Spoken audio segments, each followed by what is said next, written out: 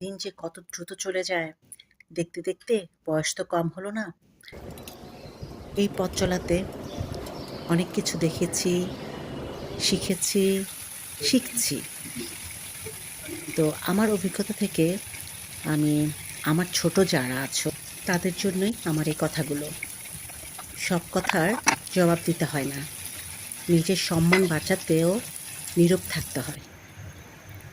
জানো তো, নিজের লক্ষ্যে পৌঁছানোর জন্য অনেক সময় না পিছিয়ে থাকতে হয়। সবসময় এগিয়ে যাওয়ার প্রবণতাটা ঠিক না। সব সম্পর্ক আঁকড়ে ধরে রাখতে নেই। যে সম্পর্ক আমাদের যন্ত্রণা দিচ্ছে, কষ্ট দিচ্ছে, তাকে দূরে রাখতে হয়। আবার অনেক সময় সম্পর্ক টেকানোর জন্য একটু দূরেও যেতে হয়। যেই সম্পর্ক দূরে যেতে চাইছে তাকে দূরে যেতে দাও, দেখবে সব কিছু ইজি হয়ে গেছে। তো এই তো, আজকে আমার কথাগুলো যদি ভালো লাগে ট্রাই করে দেখতে পারো। এদিকে তোমাদের সাথে কথা বলতে বলতে ডিমের কারি রান্না করে ফেললাম। আজকে একটু ভিন্ন স্টাইলের ডিমটা রান্না করলাম। আর এদিকে সাদা পোলাও বসাচ্ছি। পোলাওর চালটা খুব ভালোভাবে কষিয়ে দেন, পরিমাণ মতো পানি দিব। এতে করে দেখবেন নরম ঝরঝরে একটা পোলাও হয়। আর পোলাও রান্নার একটা টিপস দিচ্ছি, একটুখানি চিনি দিবে, দুধ দিবে, বেশ সফট হবে, ইয়ামি হয় পোলাওটা।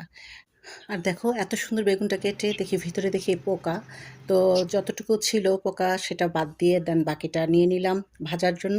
তো আজকে আমাদের মেনুতে থাকছে পোলাও, বেগুন ভাজা, ডিম রান্না করেছি, আর হচ্ছে মুরগির মাংস থাকবে। যেহেতু আজকে হেল্পিং হ্যান্ড আসেনি, এটাই হচ্ছে আমার ইজি রান্না। আর মুন্সিগঞ্জ থেকে আমার ভাইয়ের ছেলেটা বিশাল এসছে, আমার মেয়েও বাসায় আছে। ওরও আজকে ইউনিভার্সিটি নেই, তাই ভাবলাম যে ওর জন্য এই মেনুগুলো করা যাক। আর রাতে কি খাবো সেটা পরে রাতেরটা রাতে চিন্তা করব। যেই গরম পড়েছে, তাড়াহুড়ো করে রান্না করে রান্নাঘর থেকে বের হতে পারলে বাঁচি। বেগুন ভাজা হয়ে গেছে, এখন একটু বেরেস্তা দিয়ে নিলাম।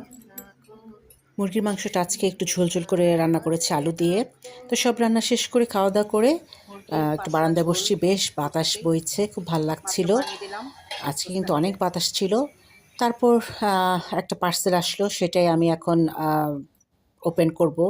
তো নেক্সট টাইম আবার তোমাদের সাথে শেয়ার করব কি আসলো, ঠিক আছে? তো সবাই ভালো থেকো, আজকে এ পর্যন্তই বিদায় নিচ্ছি। আল্লাহ হাফেজ, টাটা।